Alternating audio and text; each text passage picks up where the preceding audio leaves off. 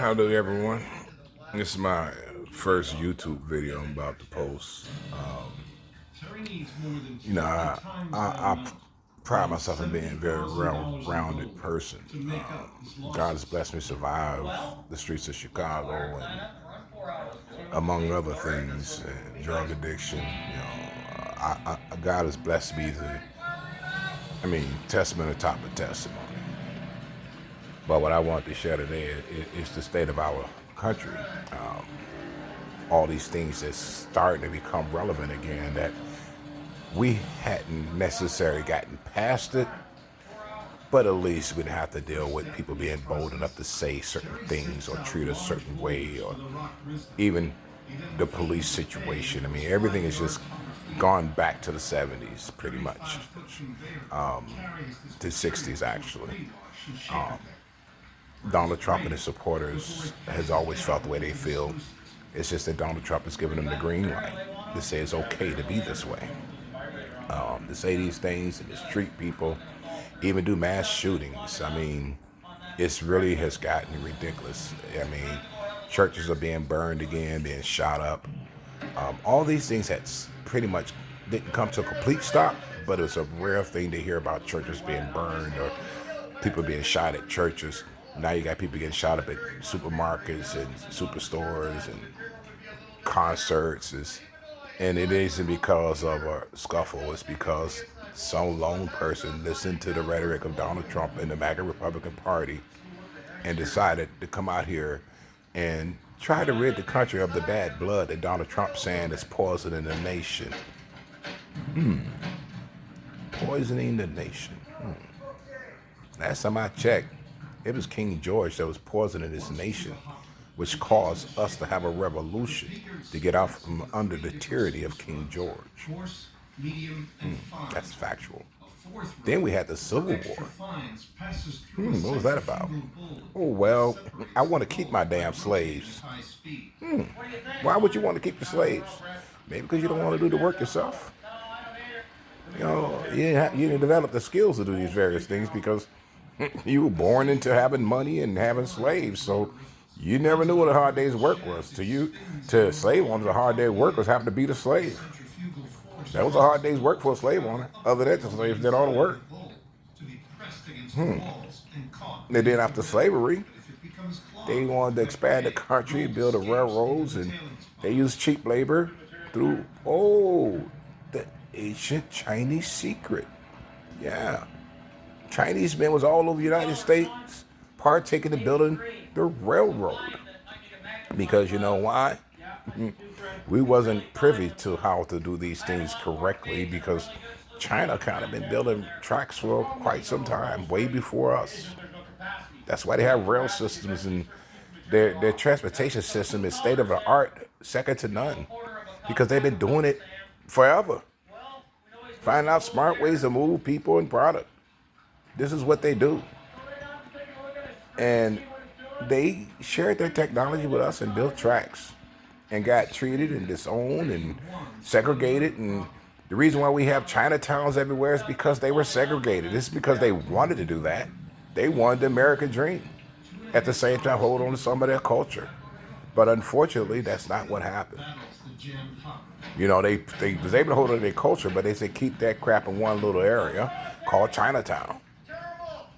They did the same thing with blacks, put them into urban communities, built projects, and packed them in there like pack rats. And wonder why did crime pick up?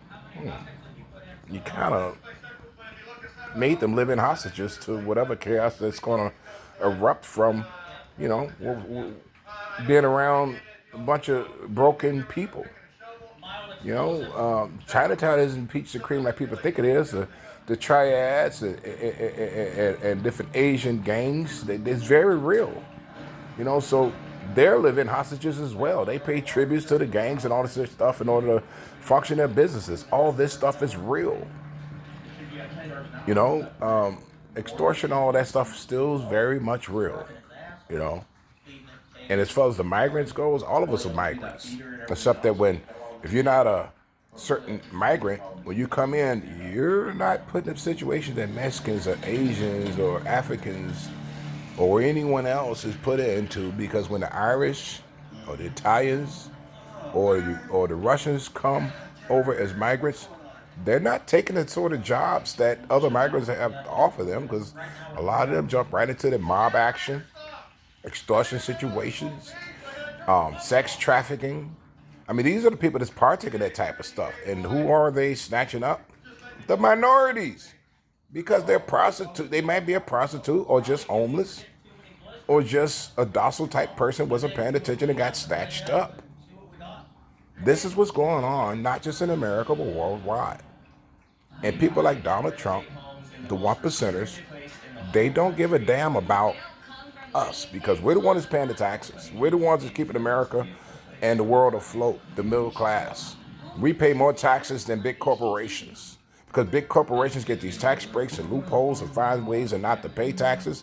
As a matter of fact, under Donald Trump's tax breaks, instead of the rich paying, they are qualifying for rebates.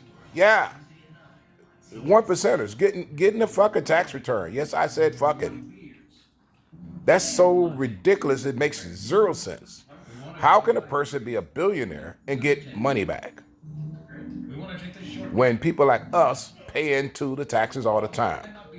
I've been working since I was 12 years old, paying into Social Security, paying into Medicare, as well as whatever other taxes they decide to stick on our asses. Did it. And now they want to cut Social Security. They want to cut Medicare and Medicaid. But the ones that want to cut it didn't put any money in, because these were people that was filing 1099s. So they wasn't paying into Social Security. These are people that had money, that had LLCs, so therefore no money was going to Social Security, but they got a pretty good damn nest egg. They don't need Social Security. They don't need Medicare. They got A1 insurance across the board, living in $1 million homes, driving $1 million cars, and not paying any taxes. And that's supposed to be okay. America, wake up. If we don't pull together as a people, we're in trouble. And if you wonder why the side of my face look like that, I'm a stroke survivor. Praise be to God. Yeah, I'm a little puffy on that side, but it could be a whole lot worse.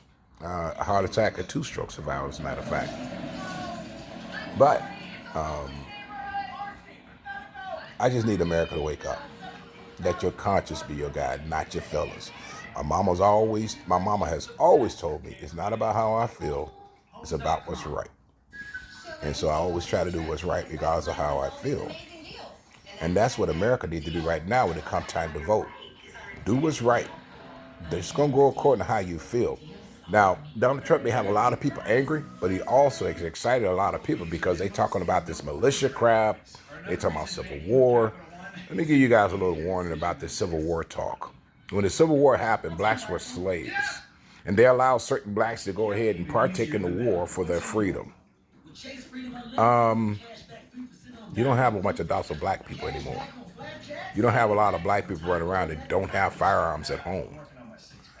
You don't have a lot of black people that's running around that's scared to defend themselves when a group of white people decide to become aggressive towards them.